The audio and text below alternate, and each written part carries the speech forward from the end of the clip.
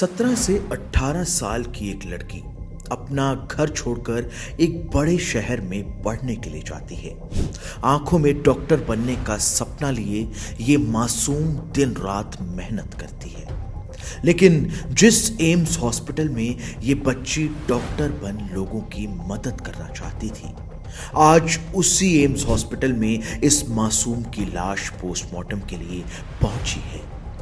6 जनवरी की रात को पटना के शंभू गर्ल्स हॉस्टल के एक कमरे में इस लड़की की लाश मिली थी। पहले तो पुलिस ने इस मामले को एक सीधा साधा खुदकुशी का केस बताकर अपना पल्ला झाड़ लिया, लेकिन एक एक कर इस केस की जांच में कुछ ऐसे खुलासे होते गए कि आज बिहार पुलिस खुद शक के दायरे में है।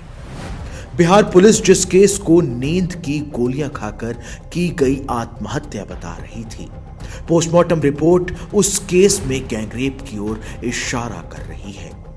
इस दिल दहला देने वाली घटना ने एक बार फिर से निर्भया और कोलकाता की ट्रेनी डॉक्टर से हुई दरिंदगी के जख्म हरे कर दिए हैं। आज इस वीडियो में हम आपको 5 पॉइंट्स में ये पूरा केस समझाने वाले हैं। इस वीडियो में हम आपके सामने बिहार पुलिस की वो 5 शर्मनाक गलतियां एक्सपोज करने वाले हैं जो ये साबित करती हैं कि इस केस में असली कातिलों को बचाया जा रहा है। इस वीडियो में आपको पता लगेगा कि कैसे इस देश का सिस्टम एक बेगुनाह परिवार को इंसाफ के लिए तड़पाता है।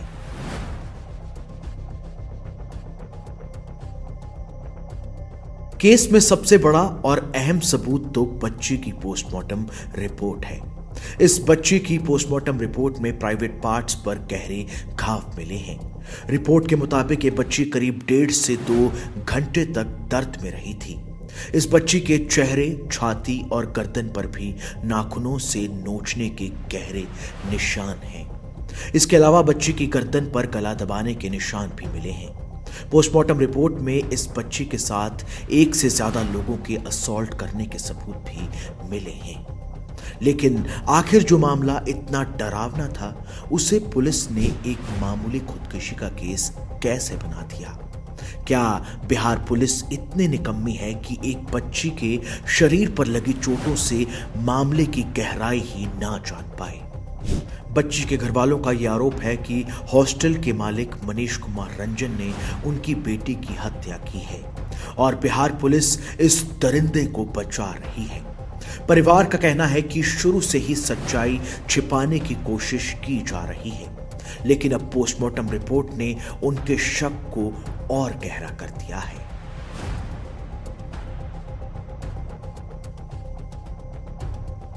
ये बच्ची अपनी मौत से ठीक 1 दिन पहले ही जहानाबाद से पटना वापस लौटी थी। दोपहर के करीब 3:05 पर बच्ची पटना जंक्शन के सीसीटीवी कैमरे में भी दिखी थी। इससे करीब 14 मिनट बाद ही वो अपने हॉस्टल भी पहुंच गई। परिवार का मानना है कि रेलवे स्टेशन से हॉस्टल पहुंचने के बाद बच्ची दोबारा बाहर नहीं निकली, क्योंकि अगर वो गई होती तो हॉस्टल के रजिस्टर में कोई रिकॉर्ड तो जरूर होता, लेकिन जांच के दौरान ऐसी कोई एंट्री नहीं मिली है। वहीं दूसरी ओर इस हॉस्टल में सीसीटीवी कैमरे भी लगे हुए हैं, लेकिन हैरानगी की बात तो ये है कि लड़की की मौत के दिन की सीसीटीवी फुटेज अभी तक उसके परिवार को नहीं दिखाई गई है।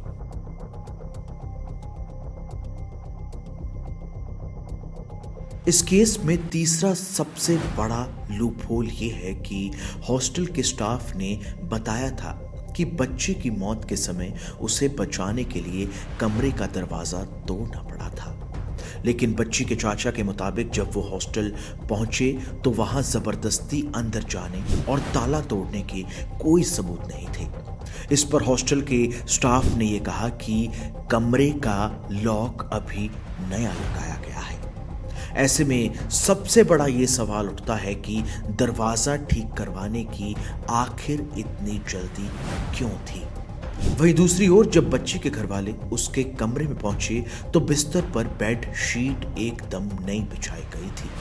कमरा एकदम साफ पड़ा था, जैसे अभी सफाई हुई हो।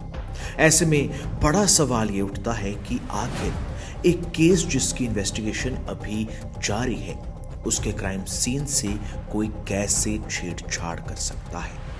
इस सब से ये पता चलता है कि क्राइम सीन से सबूत मिटाने की कोशिश की गई थी।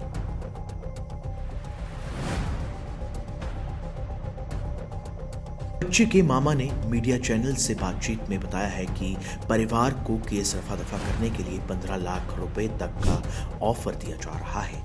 वहीं बच्ची के मामा ने यह भी आरोप लगाया है कि इलाज के दौरान बच्ची होश में थी और अपनी मां से कुछ कहना चाह रही थी, लेकिन डॉक्टरों ने उसे बेहोशी की दवा देकर चुप करा दिया। परिवार के इन दावों के बाद भी पुलिस ने इस मामले में फिलहाल कोई बड़ा एक्शन नहीं लिया है। एक तरह से ये कहना भी गलत नहीं होगा कि बिहार पुलिस इन बयानों को नजरअंदाज कर रही है।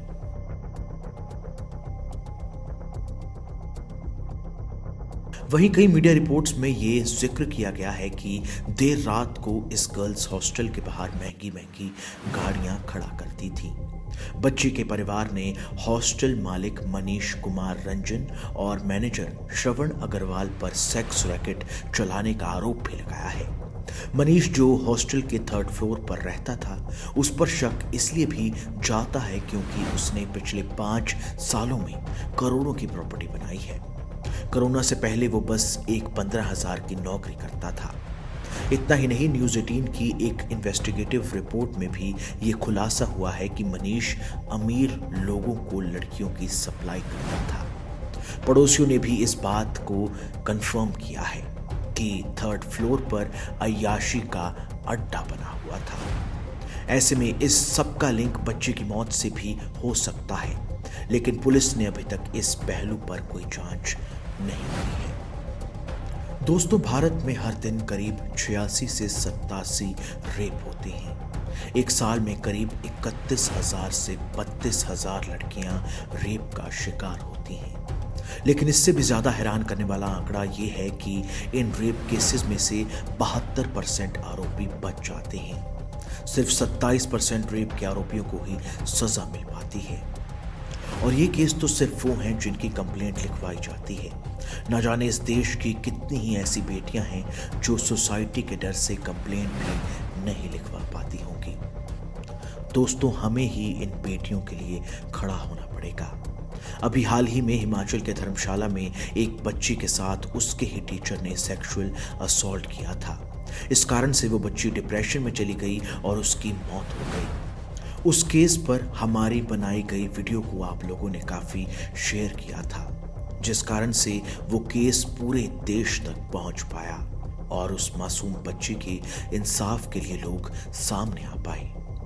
दोस्तों, बिहार की इस बेटी की आवाज भी हमें ही बनना होगा। इस वीडियो को ज्यादा से ज्यादा शेयर कीजिए ताकि इस मासूम बच्ची को इंसाफ मिल पाए। इस वीडियो को ज्यादा से ज्यादा शेयर कीजिए ताकि कोई भी पिता सरकारी ताकतों के सामने लाचार ना महसूस कर पाए। आपको ये वीडियो कैसी लगी हमें कमेंट कर जरूर बताएं। इसके साथ ही ऐसी और ट्रू क्राइम वीडियोस के लिए हमारे चैनल को सब्सक्राइब जरूर कर लें।